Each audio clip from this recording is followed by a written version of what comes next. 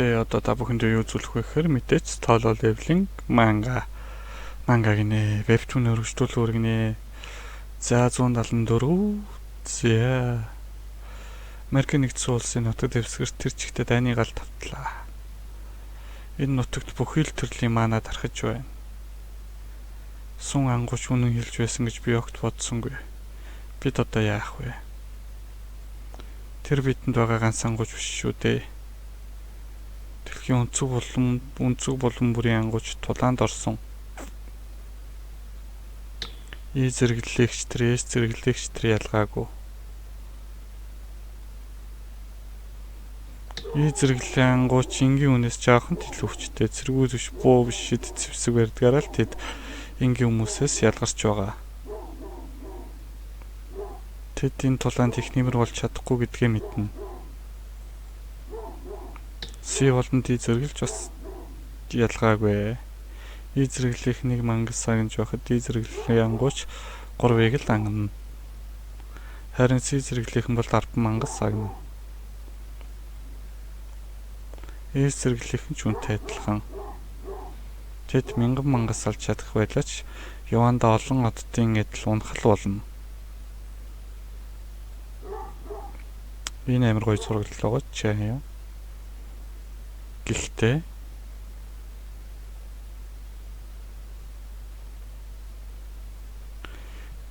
тэр тустай байсан одод унаж тэнгэрийн хэлбэрийг зурах үед бүдгэн ч гэсэн бид ирээдүг харж чадна. Мөсгөнийг найдвар гэдэг. Сун ангууч дайсныг Японы хөнгөө арал руу амжилттай орхиж чадсан бол та. Сун ангууч өмнө надад хэлж байсан би санаж байна. Тэр үлэмж биднүүдийн хаалга устж асрах хэмжээний шидийн хүч ойр авд тархсан хэдэн 10 км талбайтай хөнгөө арал байгаа гэж хэлж байсан. Хэрвээ тулаан тэнд өрнөвөл бид хөртийн хэмжээг басгах чадна. Тэгээд тэр тийм газарт нуугдж байсан гэж юу? Би тийш хэдэн ангууч илгээх үү? Бүх зэрэглэлийн ангууч Америкийн нэгдсэн улсад байгаа үстэй. Бид ямар ангуучтыг явуулна гэж? Зэрэглэлийн ангуучтыг явуулж болно. Чи мэдхүү, сун ангууч хүртэл өмнө нь зэрэглэлийн ангууч байсан. Юу? Би үүнийг боломжтой гэж мэдэж байна. Зэрэглэлийн ангууч баатар болж чадна.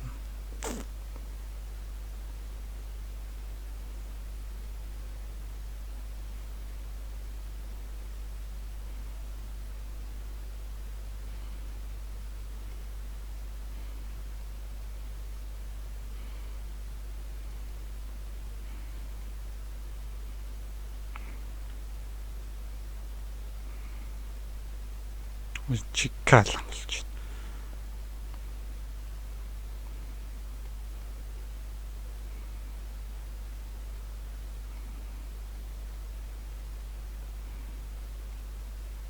Сайн болж байх шиг байна. Хөгжилтэй юм. Бид дайснаа доогоор бүрэн илэрхэж тулдах дуртай. Гэхдээ эсрэгээрээ байсан сонирхолтой юм. Би гэж байгаа юм байна шүү дээ. Би чамд жинхнийг нь үзүүлье. Логийн айдас. Fuck. Логийн хааны логийн айдсын дээр л тэнгүүл би сүдрийн зэргүүдэд өдөртөж чадахгүй дуудалтыг цуцал.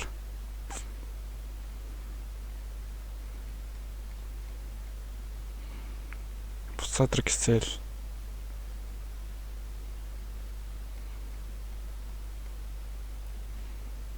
Энэ бол жинхнээ. Улан гасахтай нийтлээ өөрийгөө зодиослохоос буцахгүй устгалын бийжил цус ойрлон галзуурл устгалын нэгдэл зөвхөн дайны төлөө бүтээгдсэн зүйл. Энэ бол би Антарес. Устгалын эзэн хаан, Логийн хаан. Устгалын эзэн Логийн хаан.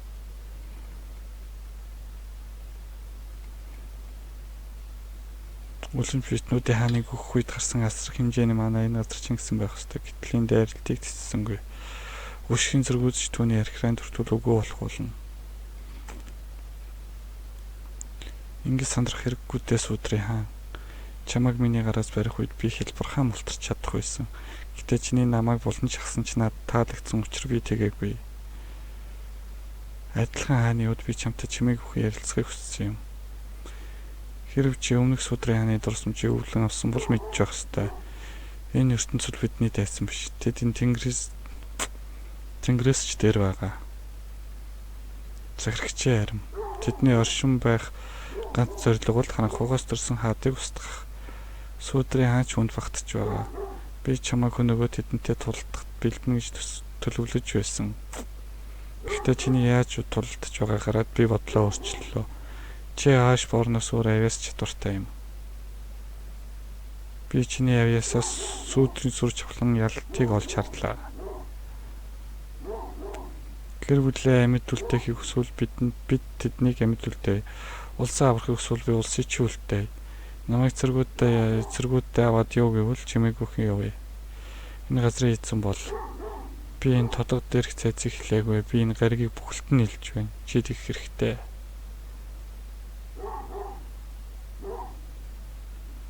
Чи өртөл биний гараа сатах гад болно.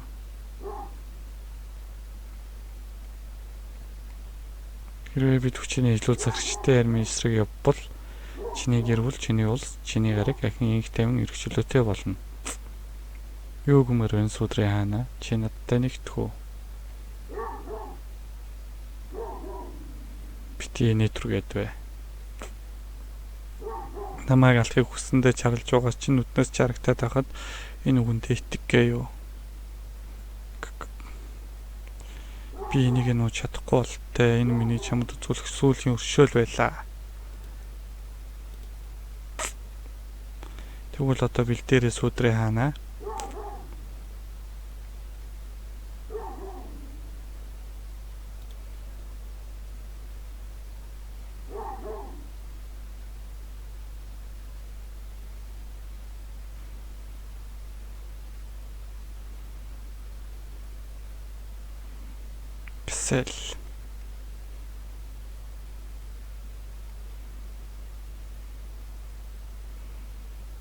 Ксэл доошлоорой.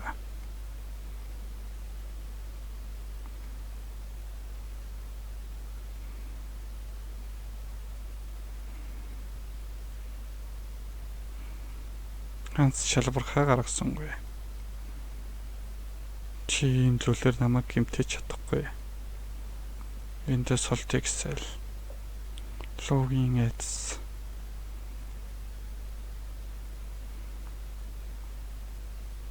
Сэл.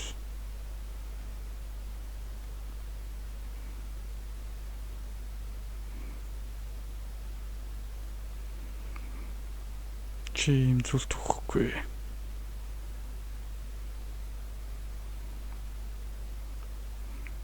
Эрсэн магма шиг байна.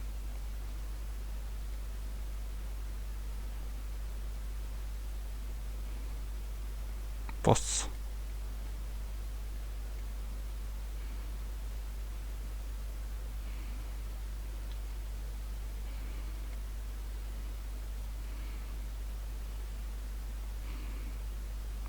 Бэлоны өдөртөчөөс эртний луунуудын галын нөлөө байна гэж юу? Тэр миний тултж байсан дэснүүдэд хамаагүй илүү хүчлэн хамгаалалттай юм байна. Би энгийн тулааны арга луугийн хааны эсрэг ашиглаж болохгүй. Надад илүү хүч хэрэгтэй. Нүцгэн гараараа хуйх тулыг ялж чадах хангалттай хүч. Байц хуйг. Чи юм дор зэрэгээр намайг ялах гээ юу? Тэр юу вэ? Харанхуй хүч түн рүү явж байна. Юу ч хэд юу сэтэд байна хуйг. Би харанхуй хүчээр хуйг хийж чадна. Илүү том, илүү хатуу харанхуй хуйг. Энэ дэлхийн амьд бүхэнд харагдах хүч том. Астрал төлөв. Үгүй тийм байх боломжгүй. Сүдрийн анх гэрлийн хилтерхий байсан. Тиймээс түүнд өөр төлөв байх ёсгүй. Энэ түүний жинхэнэ төлөв байх ёстой. Гүү илгүүдээ. Энэ нөө шүхлэн хүчийг дэлхий дээр дуудсан гэж юу? Яаж тэгдэг вэ? Тэр цагны хүртэл энгийн хүн байсан. Тэр яаж шүхлэн хүчийг ийм төвчөнд өдөрч чаддаг вүлээ? Энэ нь би гэж юу? Энэ улс сүдрийн хааш борны над түлтээсэн жинхэнэ хүч.